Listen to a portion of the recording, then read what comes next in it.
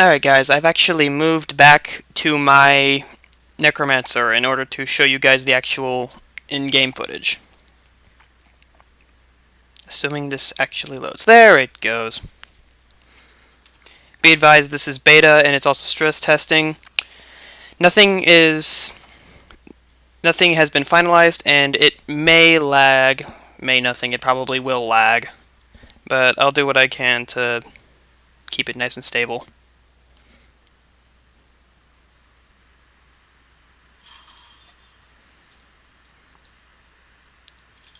Alright, welcome to the wonderful world of Guild Wars. Very, very gorgeous looking game. And my god, look at that background.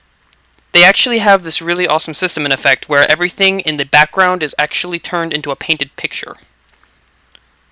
It causes some really weird delay. Stuff at a distance is typically frozen until you walk up to it. So that's kind of weird, but at the same time, my god, it just makes everything look gorgeous. Alright, I am currently... Where am I? I'm currently in Shaymore Garrison.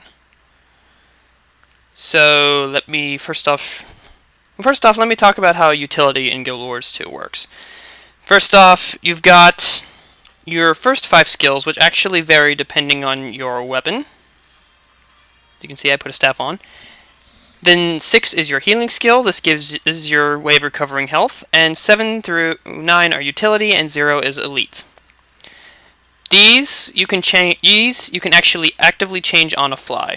These will change depending on your weapon, which you can also change on a fly. Everything about this game is changing what you can do to fit the current situation. It's really neat.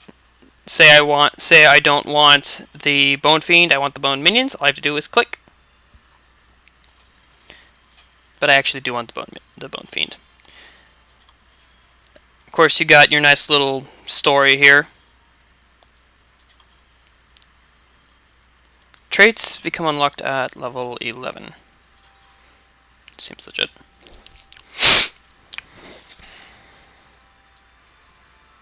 Alright, let's get in there and actually get some combat going.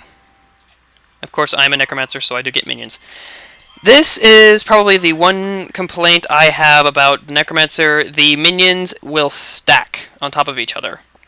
It is very possible to fill this with nothing but minions, and you can have all of these minions out at one time. I see why that's still there. It's because it's based off of the old system, the old Minion Master system. But frankly, I don't think that should apply here. I think that your stuff should change. You should only have one minion, and that minion should match your playstyle. Mainly because how minions work in this game, you no longer need corpses, and the minions' health doesn't drain. They're basically micromanagement-heavy pets.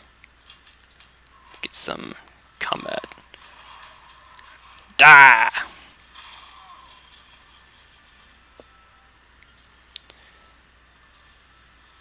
Alright, every so often you'll get these events, which... This game doesn't really have quests per se. What it does is you'll be walking along and suddenly this event pops out of nowhere and says, "Hey, this is happening. You should help. You should contribute." And you can do that in a variety of ways typically. But there are no active quests. You'll get something that says, "Hey, defend this guy. He's going to do something." And the cool part is you can actually, if you actually go and contribute, then something will happen as a result. For example, I have to guard this guy on his way to the old armory, which I'm effectively attempting to do. Get off my minion. Don't make me destroy you. Which I will anyway, but you know. Oh, that's a chieftain.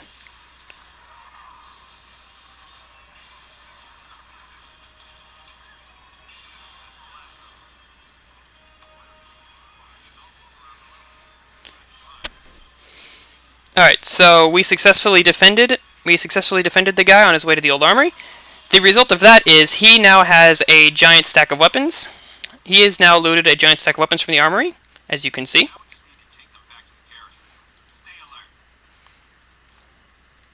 And you're about to see just how amazing this quote-unquote quest system is, just as soon as we get back to the main area.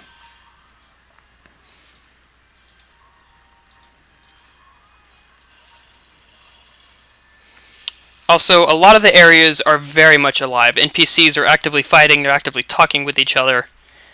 If you see a guard, the guards are actually doing their job. The guards are guarding, and they're doing a dang good job of it too. It's not like most other games where the guards are just there. They're either just there or they're completely useless. Now these guys are actually pretty legit. Alright, he's slowly making his way back in. Oh, I lost my bone fiend. Let's rectify that.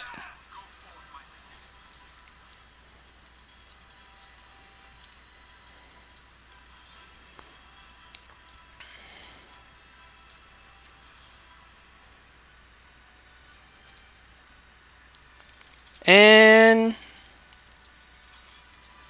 Ba-bam! He is now a weaponsmith.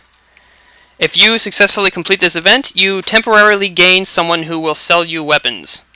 And yes, stuff like that happens everywhere. If you successfully do something, you gain something. If you fail to do something, you will lose something.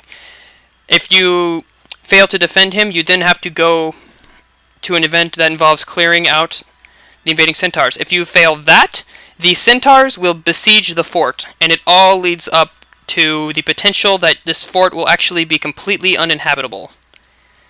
And I'm not even exaggerating about that. I walked in one time when that event was happening, and I watched as hordes upon hordes of centaurs just poured in here. All the NPCs were fighting, including the merchants, the soldiers, everyone was fighting. These guys broke out of jail, and they became mini bosses. It was really cool. Alright, where am I headed? Undiscovered point of interest. Sounds interesting. Okay.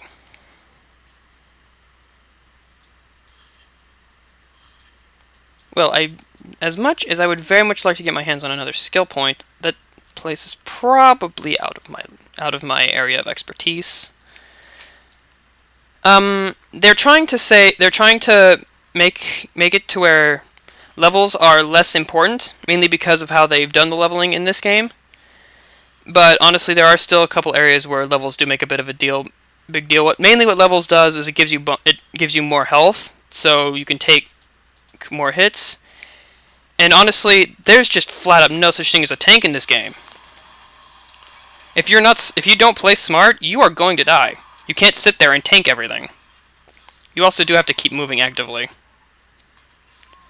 But that's probably mainly just because I'm a necromancer. But I have seen warriors that will just flat up drop. No one is tanky in this game. Well, the guardians and the warriors have the potential to tank, but it's all skill based. And it's all very much temporary. I mean, they can actively block, they can actively guard, they can create shields and such.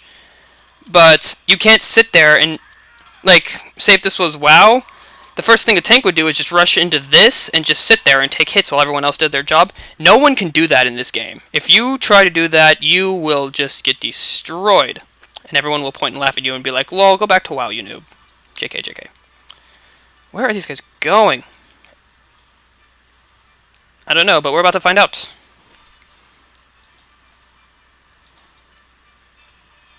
Oh, I think they're going to the fort, honestly.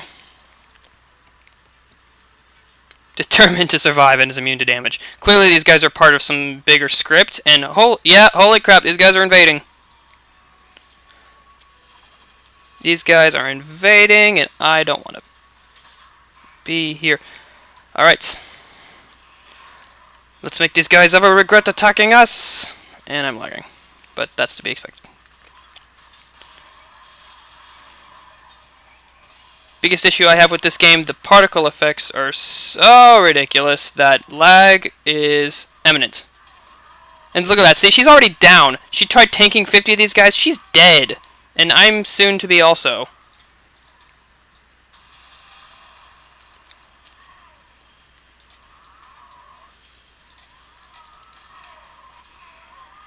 Ah! Life leech! This isn't looking good for me. Kill. And look at this, they actually closed the door. There's a centaur beating on the door, besieging the door. Let's see if we can fix this. Look at that, the door's even breaking! The door is actively getting broken.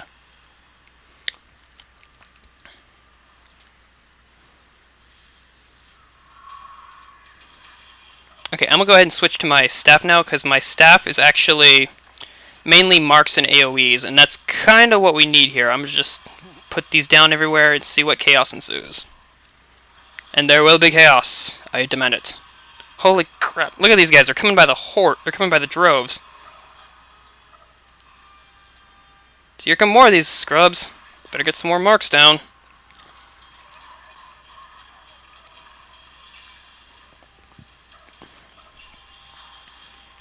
Yeah, this is lagging really bad, and honestly, it's probably going to continue to lag. There's just no good response to this many particle effects. Arena really needs to fix that. They should at least have the option to They should have what I think they should have is a way to scale just how big or how much or how little of the particle effects there are. Another fun thing about Guild Wars, not only does everyone have the potential to heal, everyone has the potential to revive. It does the Borderlands fight for survival thing. It's really cool. If you're downed, you're put into the down state, and you fight. If you kill something, you rally and you're back up. Otherwise, you have an ally get you up. I'm gonna use my heal spell real quick, and holy, what just happened? Alright, something's hitting me. I'm not sure what, but I'm getting beat.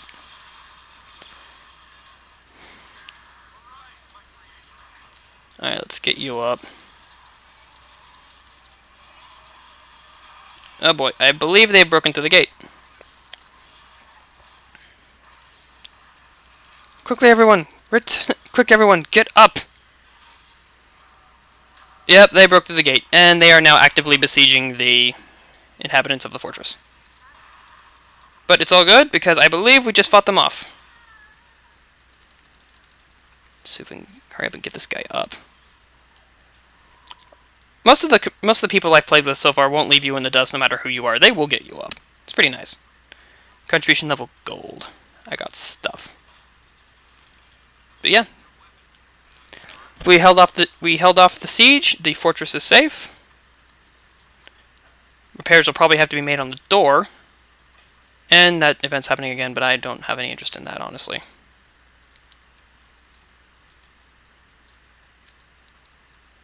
Report any suspicious activity. Anything to report?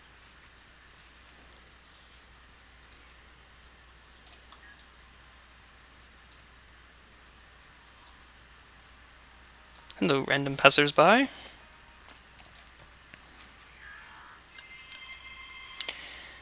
Alright. As I told you guys from the last part, you press this button, opens the dye menu. You can actively dye any of these colors. I believe you get more sets later on. I'm not sure if that's microtransaction related or if that's just... I'm not sure what that's about, but you'll get more sets and you can just actively dye stuff on your fly. You can also dye your town clothes. Yes, you do have town clothes. If you don't feel like fighting or don't really feel like doing anything, you can just go into town, put these on, and just walk around, enjoy yourself. And honestly, it's not a bad idea. The cities are very much alive. There is always stuff happening. There are events. There are missions. Everything. And even if there's nothing like that going on, the NPCs are actively talking to each other. There are conversations all over the place. They're walking around. They're having a good time or a bad time or whatever. Another thing I really like is this PvP thing. In PvP, you use separate templates of traits, items, and skills, travel to a designated location, and you gain glory. I really like this. PvP in this game is something you can jump in and out on the fly. You are preset to a specific level. You are preset to specific setups, which some people probably won't like. But you are also preset to battlegrounds. Everything is just automatically balanced out. And you can, like I said before, you can jump in on a fly, you can leave on a fly. It is just awesome. Eventually, they're going to have the world versus world setup, where best way I can describe that is picture this whole area. Picture, say you're just walking around. What the hell? Just walking around Shaymore, except you walk up and there's a char battling a human. World versus world is basically you're walking around in your normal everyday environment, but anyone and anything can PvP. There are 3 separate teams based on the actual worlds, and it's pretty much just 3 giant... It's basically